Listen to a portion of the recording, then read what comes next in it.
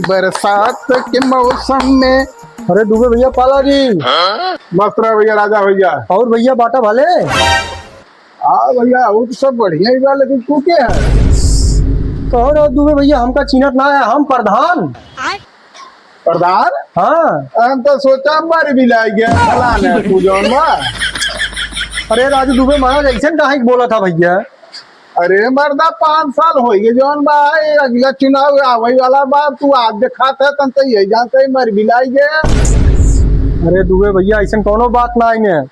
अब देखा हम आप दरवाजे पे आई है, जैसे पिछली दाई ध्यान दी है ना, वैसे एक दाई और भैया हमका ध्यान दे पड़धनिया, फिर हम खड़ा है।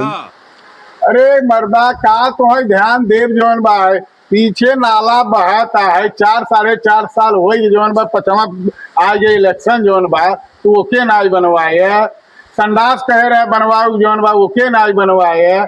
गड्ढा खुदवाए के छोड़ दे, हमन जौन बा लड़किया लकड़ी कुकुर बिलार गिरे थान, ओके नहीं बनवाए। का तो हम ध्यान देवे हम जौन बा है। अच्छा दुबे महाराज, जवन कुछ भा ओका भूल जाए, अब की हम देखा फिर खड़ा है, अब की जाए तू ध्यान दे।